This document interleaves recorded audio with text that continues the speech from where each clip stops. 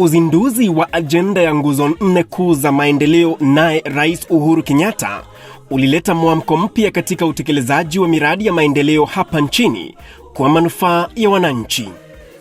But perhaps I should start by saying a little more about our own Big Four agenda. This is an agenda that has a single aim: to improve the lives of Kenyans by ensuring that all of us are food secure, that we have a decent roof over our heads, and that everyone has access to affordable health care, and that more jobs are created in the manufacturing sector. Chini ya uongozi wa Rais Uhuru Kenyatta, Kenya imeshuhudia kufufuliwa, kuanzishwa na kukamilishwa kwa miradi mbalimbali inayoashiria ari aliyonayo Rais kubadilisha maisha ya Wakenya wote.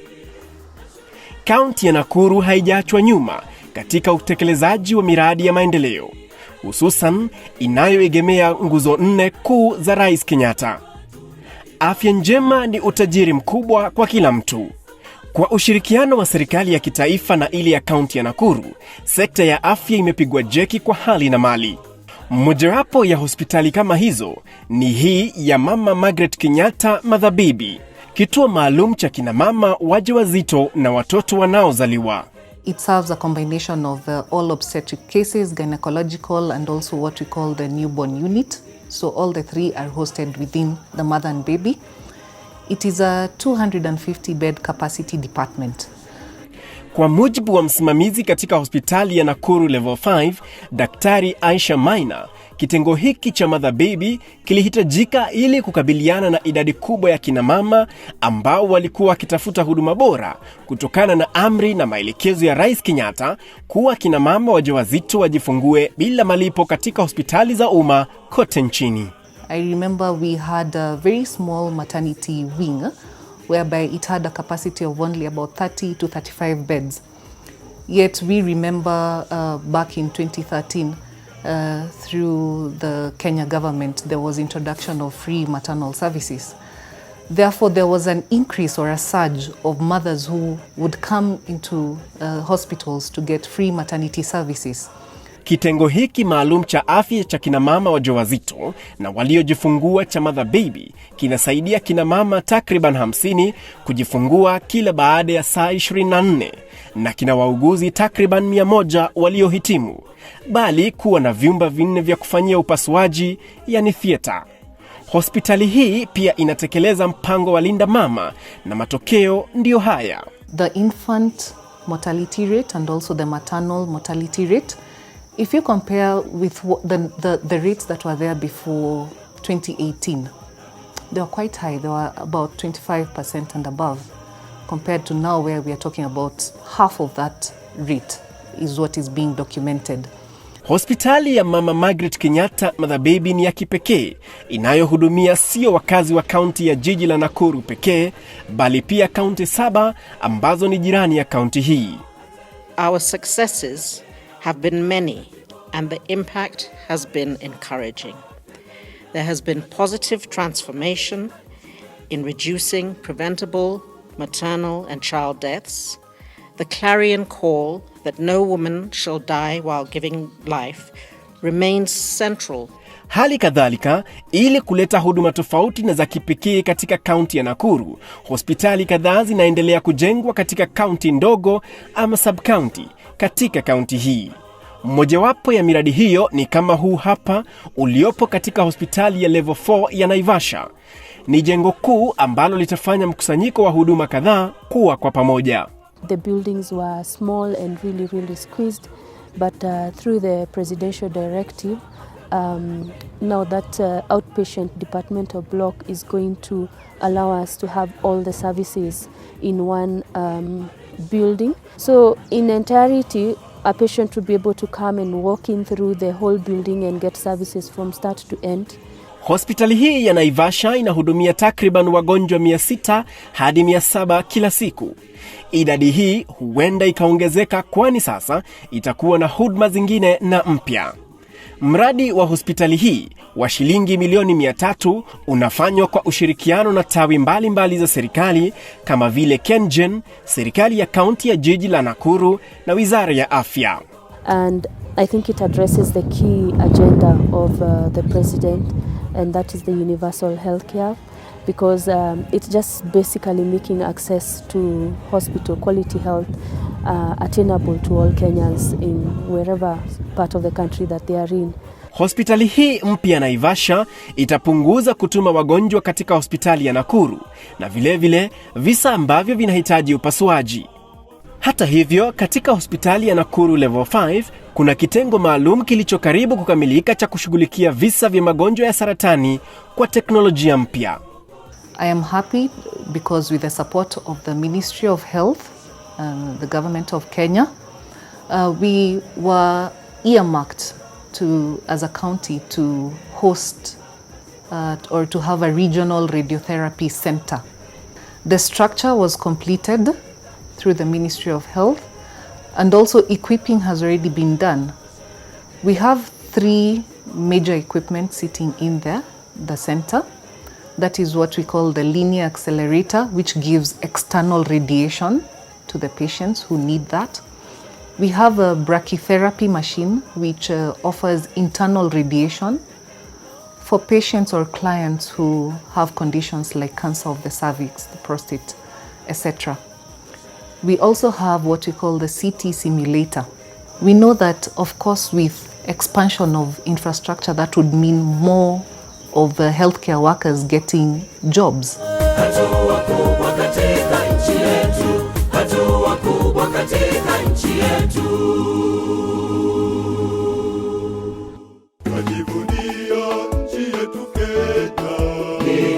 Nguzo ya ujenzi wa makazi ya bei nafuu ni mradi mwingine ulioshika kasi katika kaunti ya Nakuru.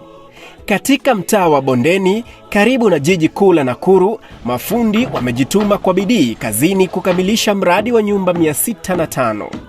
It's not only the houses that we're providing, we will also be having a kindergarten, we'll also be having a children's playground, we'll also be having a social hall, we'll also be having a restaurant, and we'll also be having some shops, which we call it a mini mall. Bondeni was chosen because now that Nakuru is a city, there was no place to develop in the CBD. So convenience-wise, it is a very good location. It is actually walking distance to town. Mradi huu umeweza kubuni nafasi 350 za kazi na kuongeza usalama wa sehemu hii ya kaunti ya Nakuru, ambayo hapo awali ilikuwa na sifa mbaya ya utovu wa usalama kwa wakazi. My government has implemented a series of measures that have laid the groundwork for affordable housing by addressing some of the systematic issues that have made housing unavailable and unaffordable, especially in our urban areas and our ever-growing peri-urban areas. Watu wa kwanza wanafaidika kwa hiyo project ni sisi developers. Watu wa pili wanafaidika ni wafanyakazi. Watu watatu ni suppliers. Na suppliers wetu wako 100% locals. Watu wanne ni pia hao maduka unaona hapo. Kwa sababu chakula za wafanyakazi tuinunua hapo tu. So wanafaidika pia kila siku.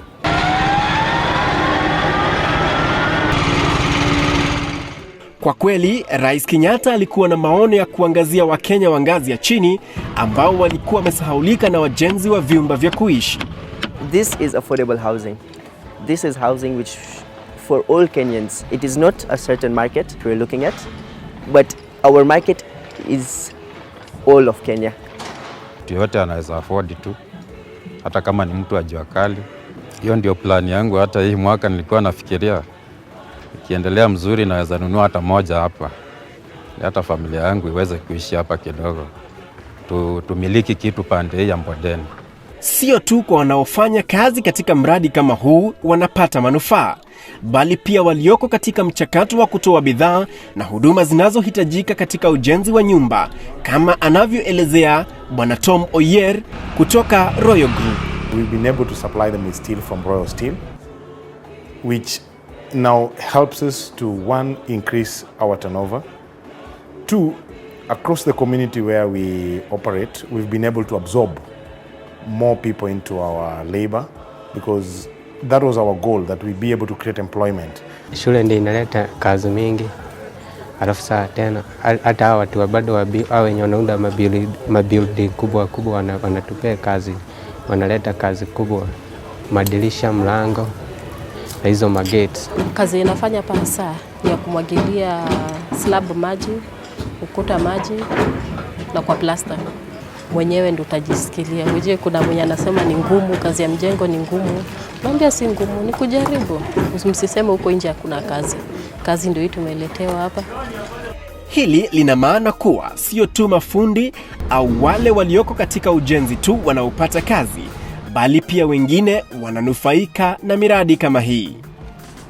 It's an honor to be part of this moment in the history of our country, because for the first time, I think in so many years, Kenyans can feel the impact of government agenda. Pia hii project imesaidia watu wa hii area kijumla. Hata kama utanunua nyumba, umefanya hapo, umepata ile pesa ikaenda ikakusaidia. Kusaidia njoo tukikuja hii area, watu wengi walikuwa jobless, tuseme hivyo njoo. Hii area haina mradi kubwa kama hii. Sasa wote kutoka tukuja hapa wanaamuka wapi? Wanaamuka hapa. Si unaona wanapata ile daily brand.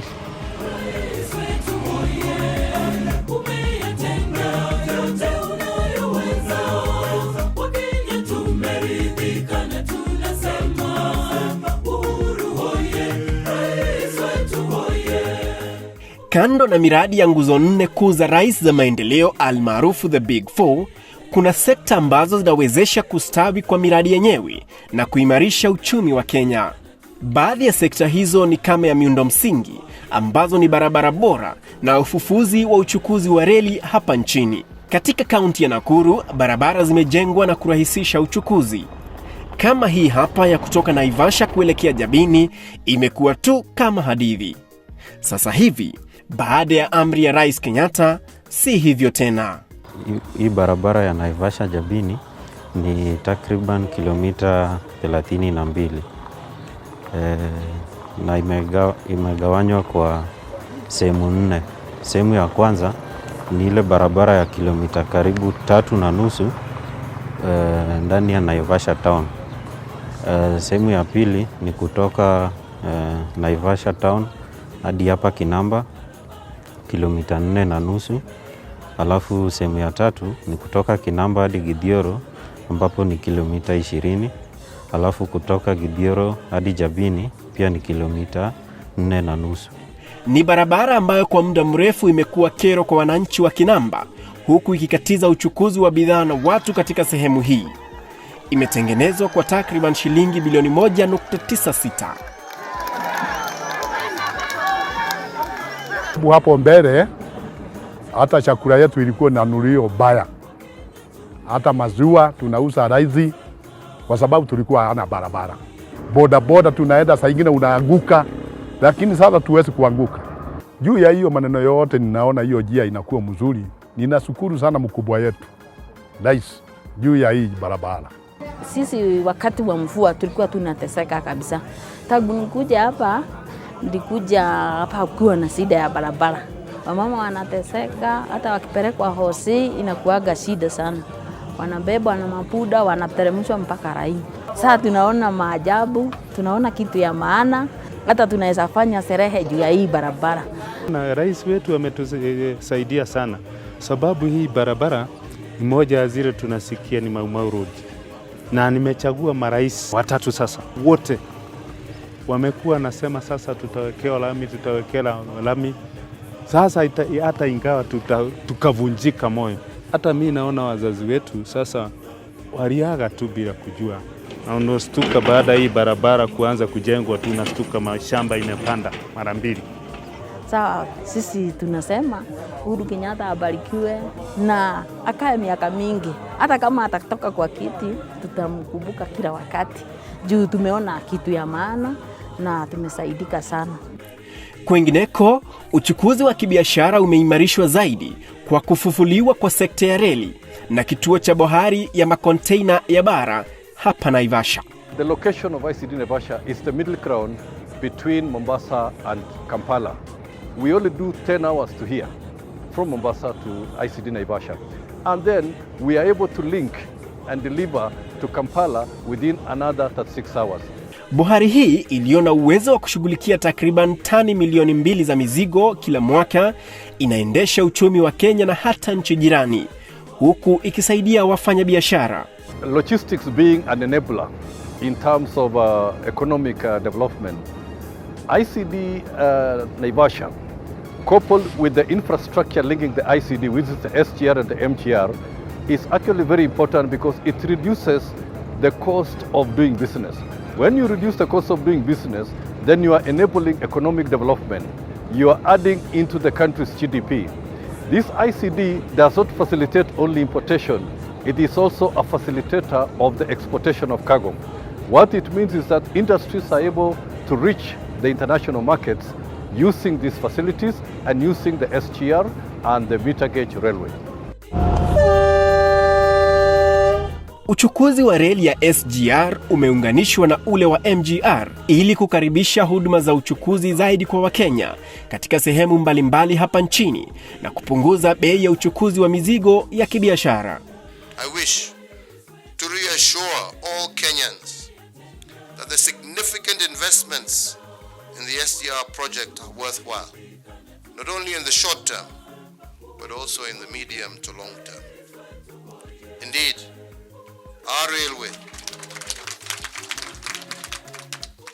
is a vital component for the realization of Kenya's Vision 2030 and also our Big Four agenda.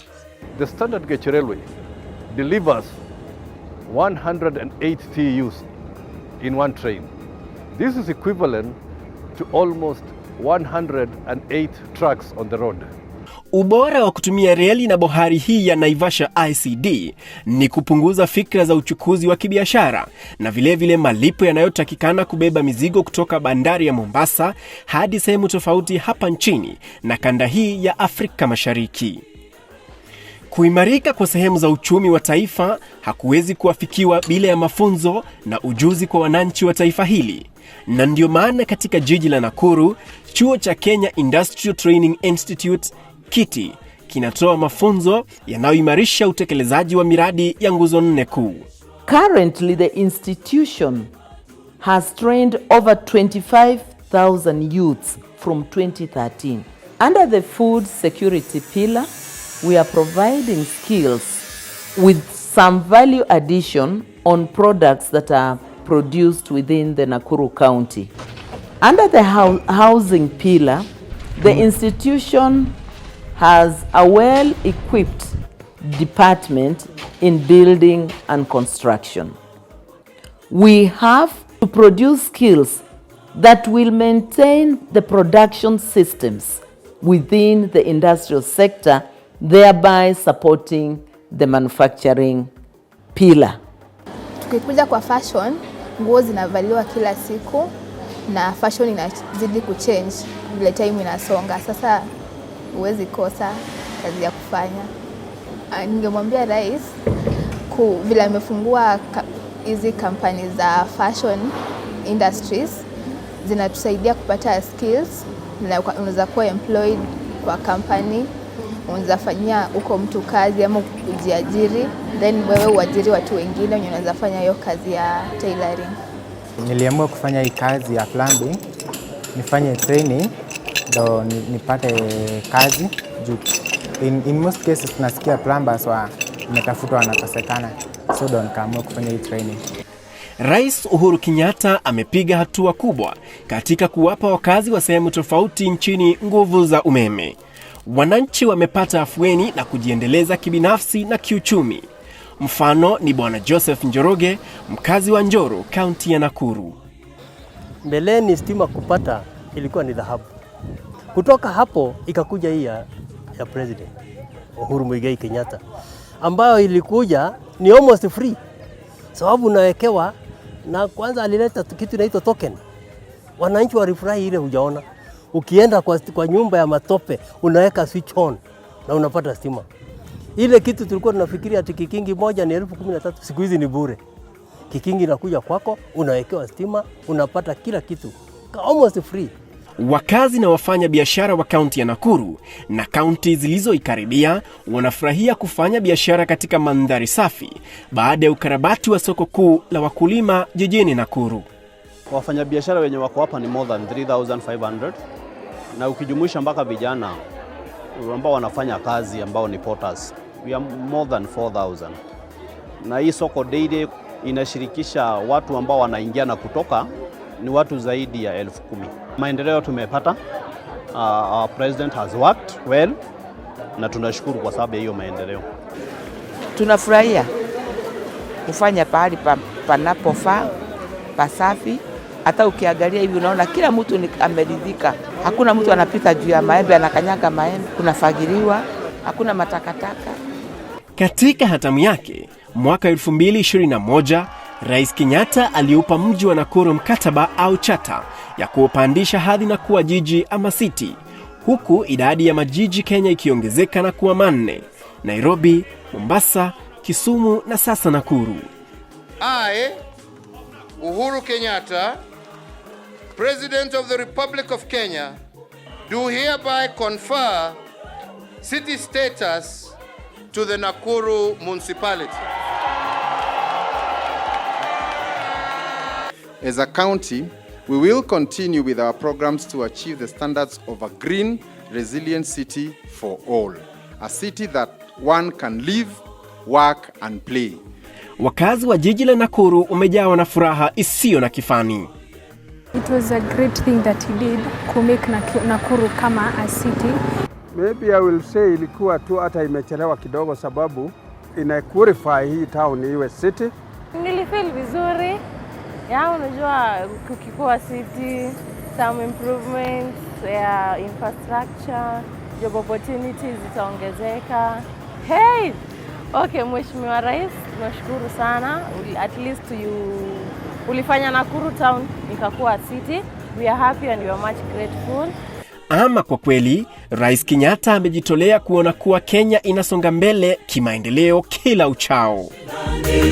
Na shuleni watoto wamekuwa digital, barabara pia reli zimeimarishwa. Rais wetu mpendwa, tuna imani nawe. Uhuru, rais wetu,